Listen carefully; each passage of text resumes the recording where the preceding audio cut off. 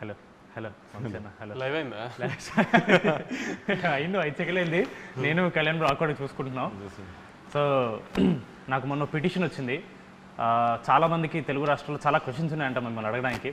అది వాళ్ళకి ధైర్యం సరిపోక మ్యాట్కి పంపిస్తే మనోజ్ అశోక్ని మాట్లాడాను. వాళ్ళు మాకు ధైర్యం లేదు మామ, నువ్వే చేసుకొని నన్ను పంపించారు. సో ఈ క్వశ్చన్స్ నావి కాదన్నా, అడిగేది మాత్రం నేనే. నాకు ఈ క్వశ్చన్ సంబంధం లేదు. ఫస్ట్ క్వశ్చన్, అసలు మీకు మీడియా మీద ఎందుకన్నా కోపం అని ఉంది? మీడియా మీద కోపం ఏం లేదే. ఇప్పుడు అంటే మీడియాతో ఇప్పుడు నా Q&A సెషన్స్ కానీ నా ఇంటరాక్షన్స్ అన్నీ ఫన్ టోన్లోనే అవుతాయి. ఇప్పుడు వాళ్ళు ఏదన్నా ఎటకారంగా అడిగితే నేను వాళ్ళు ఎటకారంగా చెప్తాను, అంతే తప్పితే మనకేముంటుంది మీడియాతో విరోధం. ఈ ఆన్సర్ అలాగే ఉంచుతాను. మీకేమనిపిస్తుంది, వంశీలకి మీడియా అంటే కోపం ఉందా లేదా? లేదనిపిస్తుంది. అంటే కొంచెం వాళ్ళతో ఆడుకోవడం ఇష్టం లేదు అని చెప్పకపోతే నెక్స్ట్ వీక్ సితారా సినిమా లేదు, అదే కదా? అట్లే లేదు. లేదు మామ, అంటే కొన్నిసార్లు మీడియాని అప్రిషియేట్ చేసిన కానీ అట్లాంటివి కూడా ఉన్నాయి. బట్ కానీ ఎక్కువ తిట్టినట్టే ఉంటుంది అన్న. తిట్టినట్టే ఉంటుంది అంటే ఇప్పుడు వాళ్ళు అడిగిన క్వశ్చన్ కదా మనం ఆన్సర్ సమాధానం చెప్తాం. ఇప్పుడు వాళ్ళు ప్రేమగా క్వశ్చన్ అడిగితే మనం ప్రేమగానే సమాధానం చెప్తాం. వాళ్ళు ఏదన్నా వెరైటీగా అడిగారు అనుకో, మనం అలా వెరైటీగా చెప్పకపోతే అనవసరంగా మనం వాళ్ళకి దొరికినట్టు అవుతుంది. ఇది నా క్వశ్చన్ కూడా అన్న, చాలా పర్సనల్ ఇంట్రెస్ట్ ఉంది. మొన్న బోనీ బాబాయ్తో ఏదో ఇన్సిడెంట్ ఒకటి జరిగింది. ఒక ఇంటర్వ్యూలో మీరు ఆయన్ని ఇలా డిస్రెస్పెక్ట్ఫుల్గా మాడారని ఇలా చాలామంది చెప్తున్నారు. అసలు అక్కడ ఏం జరిగింది? అసలు అది ఏం జరిగిందని పక్కన పెట్టు, జాన్వీ కపూర్ లాంటి కూతుర్ని కానీ ఆయనతో ఎవడన్నా గొడవ పెట్టుకుంటాడా? అసలు ఎవడన్నా గొడవ పెట్టుకుని కానీ ఆయన ఏమన్నా అంటాం కానీ జరుగుతుందా? అది కూడా ఆలోచించకుండా, ఆ కామన్ సెన్స్ లేకుండా మీడియాలో అందరూ నేను బోనీ కపూర్ గారిని డిస్రెస్పెక్ట్ చేశాను అంటున్నారు. అసలు కామన్ సెన్స్ మిగతా ఇష్యూ అంతా పక్కన పెట్టు, జాన్వీ కపూర్ లాంటి అమ్మాయిని ఫాదర్ ఆయన ఎవడన్నా డిస్రెస్పెక్ట్ చేస్తాడో చెప్పు. ఇంకా అర్థమైంది నీకు ఆన్సర్, ఇంకా దానికంటే ఏముంటుంది? కరెక్ట్, చాలా వ్యాలిడ్. కానీ ఒకటైతే నిజమన్నా, ఆ ఇన్సిడెంట్ జరిగిన తర్వాత బాలీవుడ్ మీడియా వాళ్ళు మీ గురించి చాలా నెగిటివ్ అన్నా సరే, తెలుగు రాష్ట్రాలు మిమ్మల్ని రేంజ్లో పొగిడారన్నా. ఇదైతే నేను అబ్జర్వ్ చేశాను. అప్పుడు మీడియాతో పాజిటివ్, అప్పుడు మీడియాతో పాజిటివ్ అయింది. అది అలా ఇవాళ ఆల్సరని చాలా మంది వెళ్ళారు. అదే ఒక పాజిటివ్ తీసుకుందాం మనం. మామూలుగా మీకు ఇప్పుడు సప్తసాగర్ దాచేలో లాంటి సాడ్ సినిమాలు నచ్చమంటారు కదన్నా, అది ఎందుకు నచ్చవు మీకు? నాది ఒకటే ప్రిన్సిపల్, లైఫ్లో ప్రతివాడికి చాలా కష్టాలు ఉంటాయి కదా. వాడి పర్సనల్ లైఫ్లో కష్టాలు లేవు అని చెప్తే మనం అది కష్టాలు లేవు అని ఏదైనా మనిషి చెప్తే ఇంకా దేవుడి కింద లెక్క ఆయన. అలాంటి దేవుళ్ళని కొంచెం పక్కన తీసి పెడితే ఎవరికైనా లైఫ్లో ఉన్న ప్రాబ్లమ్స్ ఉంటాయి, అందరికీ అవి ఉంటాయి. కాబట్టి ఆ ప్రాబ్లమ్స్ని మర్చిపోవడానికి ఒక 2 hours థియేటర్లోకి వస్తాం. థియేటర్లోకి వచ్చినప్పుడు మాక్సిమం నవ్వించడమో, లేకపోతే పెద్ద హీరో సినిమా తీసినప్పుడు ఆ హైస్ ఇవ్వడంతో ఉంటే వాళ్ళు సాటిస్ఫై అవుతారు కదా. వాళ్ళని లోపలికి పిలుచుకుని కూడా మన కష్టాలు చెప్పి వాళ్ళు ఏడిపించడం ఎందుకు అన్న ఉద్దేశం, అంతే తప్పితే అవి నచ్చవు అంటే ఆ ఉద్దేశంలో నచ్చవు. అలా చూసుకుంటే Jersey cinema is not all entertainment comedy ఉండే సినిమా కాదు. It is the heart hitting story of a failed man, a failed cricketer. ఆ లెక్కను చూసుకుంటే even that is a story about a sad man.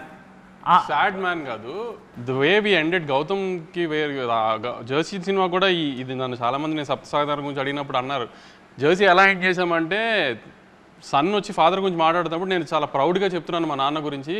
మా నాన్న ఫైట్ చేస్తూ health issue వల్ల ఇలా జరిగింది మా నాన్నకి, అంతే తప్పితే మా నాన్నకి అలా జరిగిందని నేను ఎప్పుడు బాధపడలేదు. మా నాన్న ఫైట్ చేస్తూ ఇది చేసాడు, అలా ఒక ప్రౌడ్ మూమెంట్లో హ్యాపీ ఎండింగ్ చేసాం మనం దానేమో ఒక ఫెయిల్డ్ క్రికెటర్ లాగా, ఒక సక్సెస్ఫుల్ క్రికెటర్ లాగా ఇండియన్ టీమ్కి సెలెక్ట్ అయిన ఒక సక్సెస్ఫుల్ క్రికెటర్ స్టోరీ లాగానే ప్రొజెక్ట్ చేసి ఎండ్ చేసాం దాన్ని ఒక హ్యాపీ ఎండింగ్తో.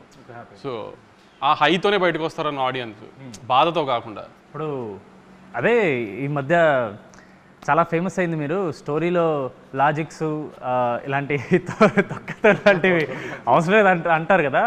అంటే మీరు జనరల్లీ ఏ సినిమా మీ దగ్గరకు వచ్చినా, ఏ స్టోరీ వచ్చినా సరే మీరు అలాగే ఆలోచిస్తారా? లేదా మళ్ళీ ఇది ఒక పెద్ద హీరో సినిమా కాబట్టి కొంచెం జాగ్రత్తగా ఉండాలి, లేదా కొత్త యూత్ సినిమా కాబట్టి ఎక్కువ వరి అవ్వక్కర్లేదు అనే పాయింట్ ఆఫ్ వ్యూ ఏమైనా ఉంటుందా?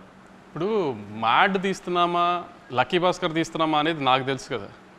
ఇప్పుడు లక్కీ భాస్కర్ సినిమాలో ఇప్పుడు స్టోరీ ఏంటి, ట్విస్ట్లు ఎలా రివీల్ అవుతున్నాయి, ఆ సస్పెన్స్ రన్ అవుతుందా లేదా, కాన్ సినిమా తీస్తున్నప్పుడు లాజిక్స్ అన్ని కరెక్ట్గా ఉన్నాయి లేదా, సినిమాటిక్ లిబర్టీస్ తీస్తున్నామా లేదా, అవన్నీ ప్రాపర్గా చూసుకుంటాం. అదే మ్యాడ్ స్క్వేర్ తీస్తున్నప్పుడు అంటే ఇప్పుడు మనం సస్పెన్స్ థ్రిల్లర్ సినిమా తీయట్లేదు, మనం రివీల్ చేసిన పర్లా, ఇప్పుడు ఒక ఫన్ టోన్ సినిమా తీస్తున్నాం, ఒక లాజికల్ అవసరం లేదు. ఇప్పుడు ముగ్గురు కుర్రాళ్ళు నవ్వించారా లేదా అనేది ప్రయారిటీ మనం ఆ సినిమా తీస్తుంది దానికి.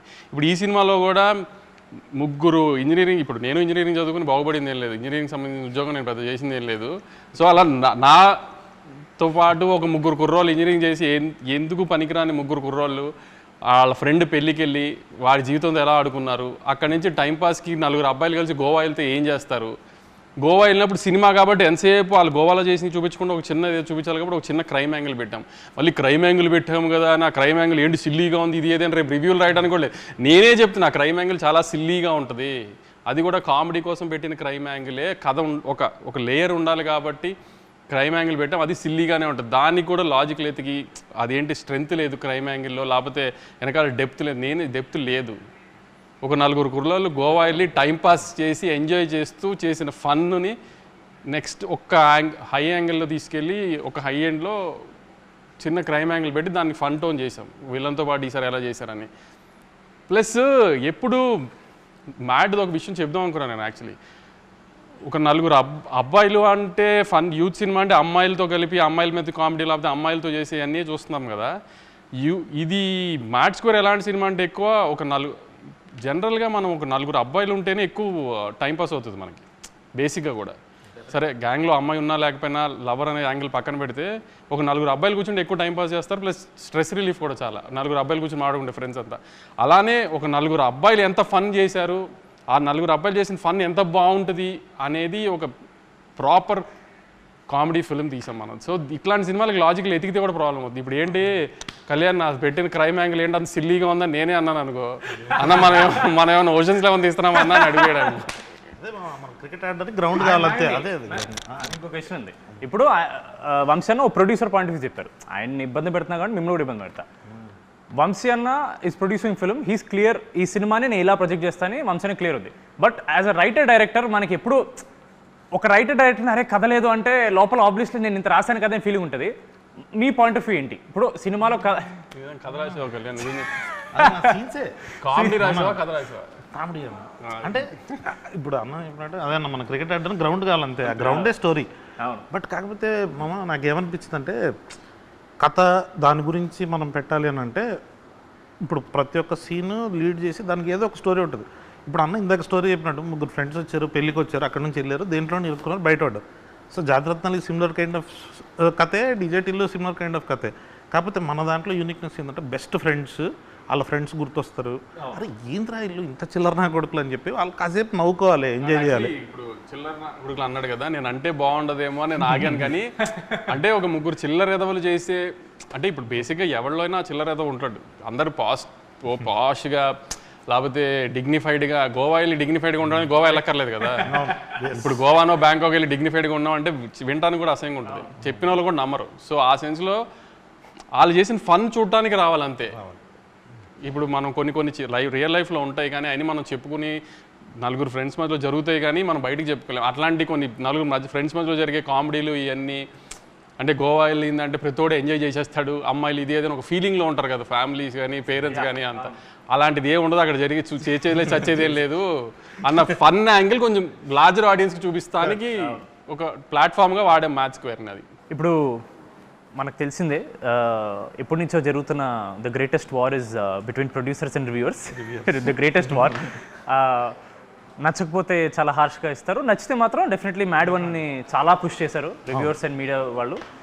బట్ ఒకే ఎక్స్పెక్టేషన్తో వస్తున్న సినిమా మ్యాడ్ 2 కాబట్టి దిస్ ఆల్వేస్ కొంచెం టెన్షన్ ఉంటుంది. ఫస్ట్ టైం కూడా మనం ఇంత టెన్షన్ పడలేదు, సెకండ్ టైం చాలా ఎక్కువ ఎక్స్పెక్ట్ చేస్తున్నారు కాబట్టి మనం ఎంత ఇచ్చినా చాలా టైమ్స్ 2-3 రివ్యూవర్స్ అరేం ఎక్స్పెక్ట్ చేసిన దానికి లేదు అని చెప్పి టొమాటోలు ఇవ్వడమో లేదా ఈ టీ కప్పులు పలకొట్టడం ఇలాంటివి జరుగుతున్నాయి.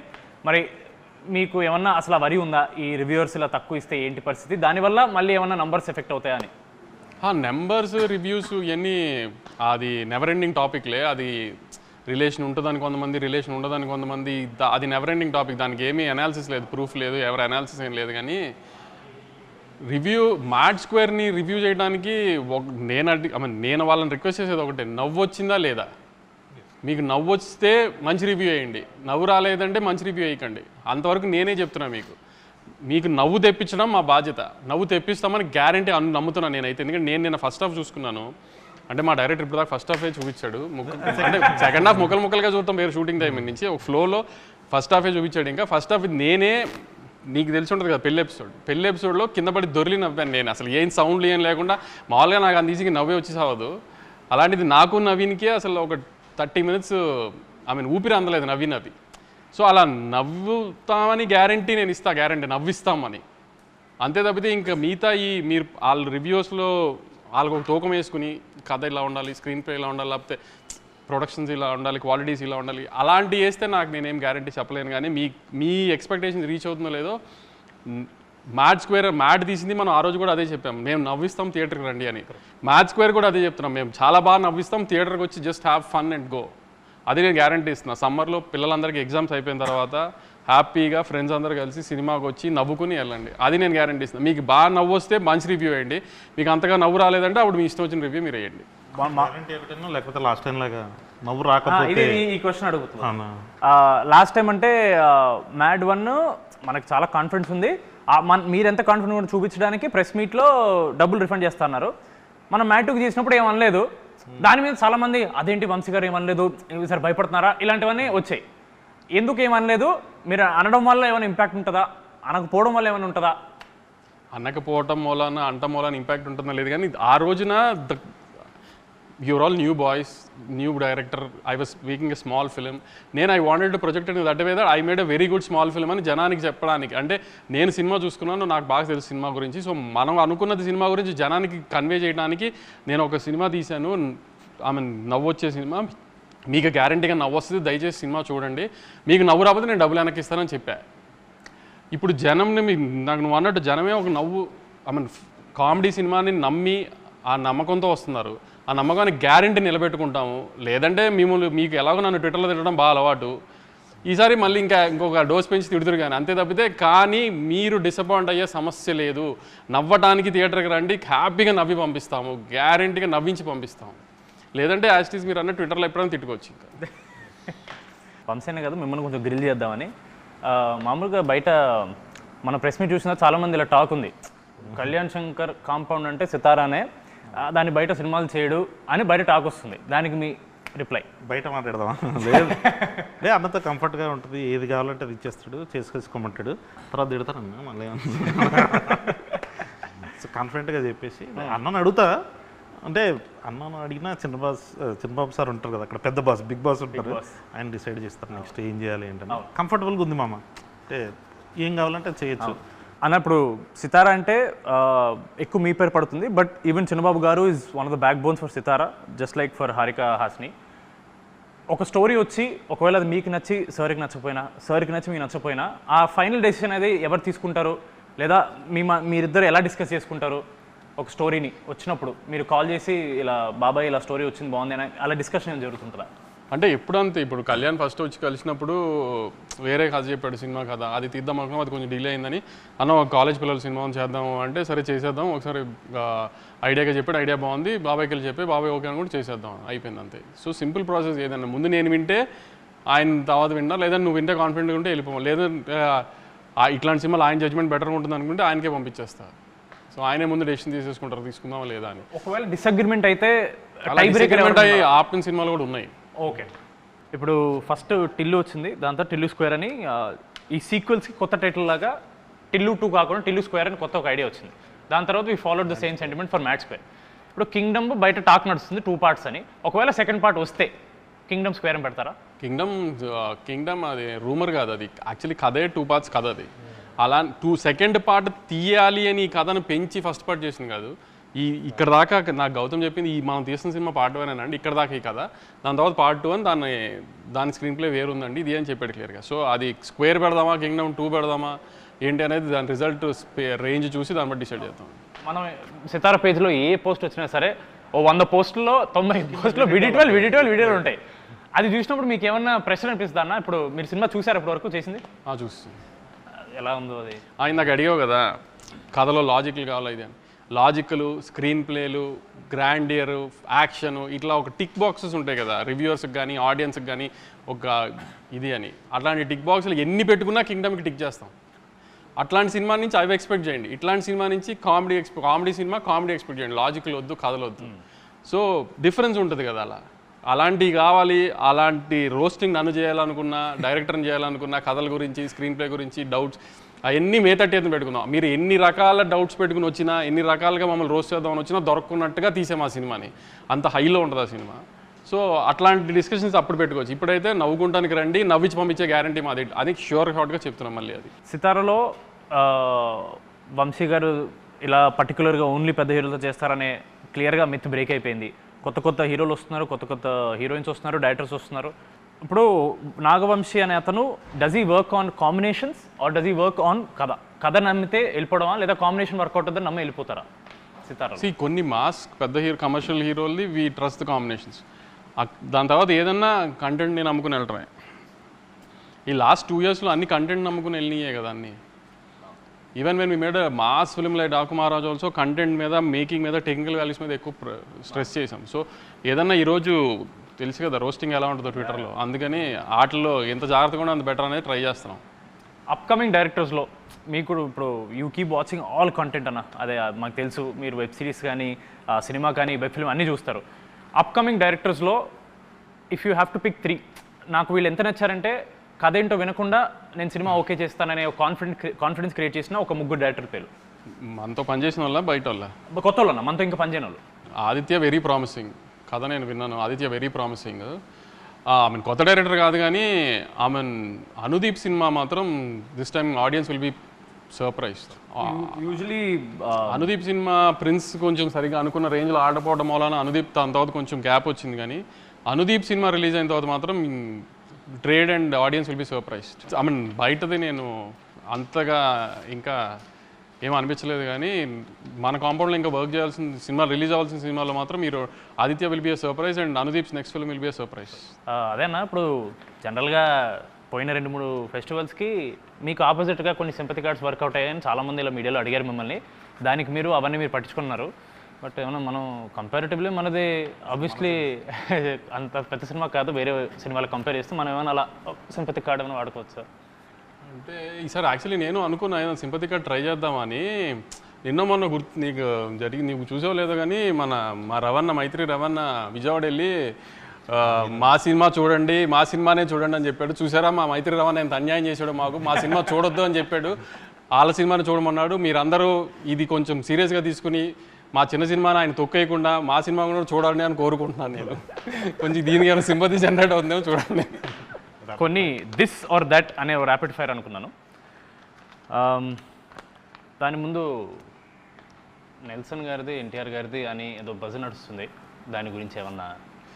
ఈ సినిమాలో తారకన్న బామర్ది హీరోనే కదా, తను అడగండి ఒకసారి అయ్యిందా లేదా అని తనకు తెలుస్తుంది కదా. నేను ఇప్పుడే ఫోన్ చేసి అనుకుంటాను. దిస్ ఆర్ దట్ అన్న మీరు చూస్ చేయాలి. గౌతమ్ తిన్నూరి ఆర్ వెంకటలూరి? ఇది ఒకసారి అడిగారు. వెంకీతో ప్రొఫెషనల్ రిలేషన్షిప్ కన్నా పర్సనల్ రిలేషన్షిప్ చాలా ఎక్కువ. సరే సినిమాలు జరుగుతామంటే అది ప్రొఫెషనల్గా ఆ రిలేషన్ వేరు. గౌతమ్ ఏంటంటే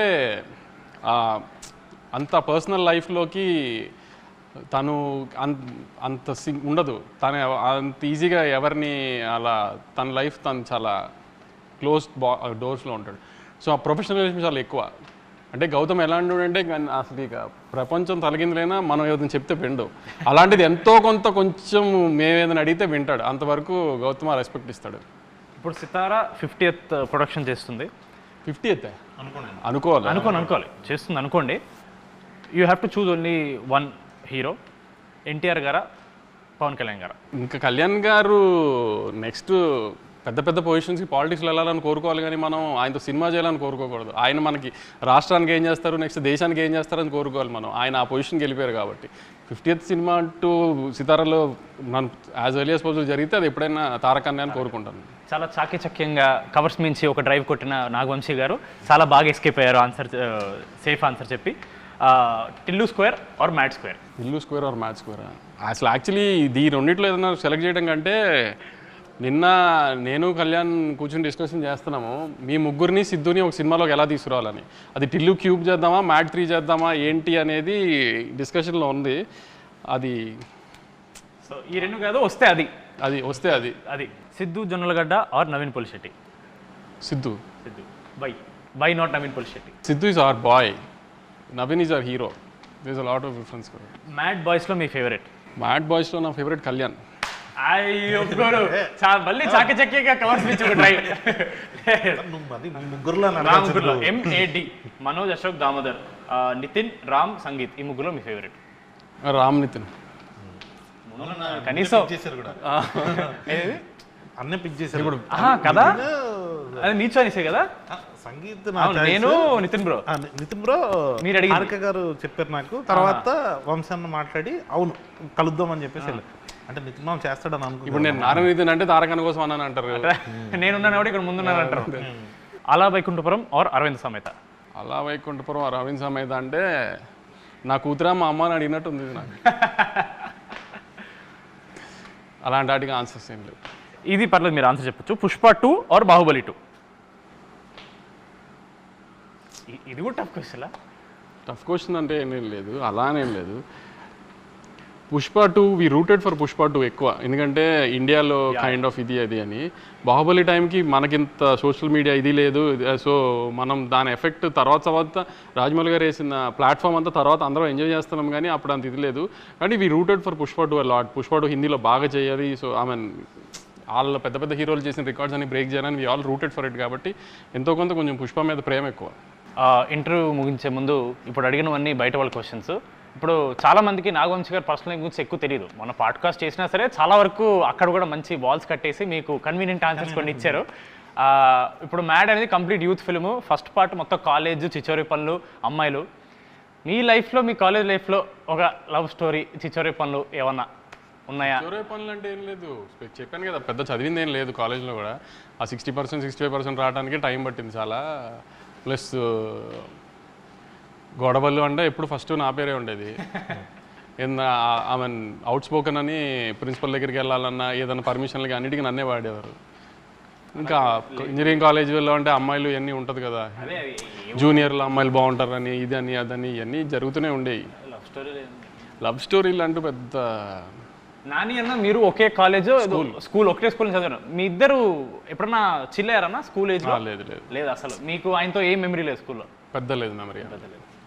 మీకు తెలుసా అన్న? నాని సేమ్ సెక్షనే ఇద్దరము, అంటే పెద్ద మెమరీస్ ఏముంటాయి స్కూల్లో చదువుకునేప్పుడు. సో మ్యాడ్కి థియేటర్కి వచ్చినప్పుడు ఏం ఎక్స్పెక్ట్ చేయాలి అని ఒక final words? We promise we deliver, అంతే. అన్నది ఏమంటే మేము కామెడీని ఇస్తామని ప్రామిస్ చేస్తున్నాం. కామెడీ రాకపోతే అప్పుడు మాట్లాడదాం కంపల్సరీ. కామెడీ రాకపోతే మాట్లాడేది లేదు, కామెడీ వస్తుంది డెఫినెట్గా.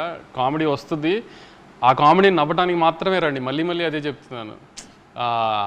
చిన్న క్రైమ్ యాంగిల్ ఉంటుంది సినిమాలో, ఏంటి క్రైమ్ యాంగిల్ ఇంత సిల్లీగా ఉందని నేనే చెప్తున్నా. క్రైమ్ యాంగిల్ సిల్లీగానే ఉంటుంది, అది సిల్లీగా ఉండి మీరు నవ్వుకోవాలని అలా పెట్టాము. దానికి లాజికల్గా సీరియస్ టోన్లో పెట్టలేదు. ఇప్పుడు మనం ఏమీ అది రక్త చరిత్ర లాంటి తీయట్లేదు క్రైమ్ యాంగిల్ సీరియస్గా పెట్టడానికి. సో మనం సిల్లీగా ఉండాలనే సిల్లీ క్రైమ్ యాంగిలే పెట్టాము. అది సిల్లీగా ఉంటుంది అని, అంత సిల్లీగా ఉంది అంటే కూడా నవ్వుకుంటారు కూడా.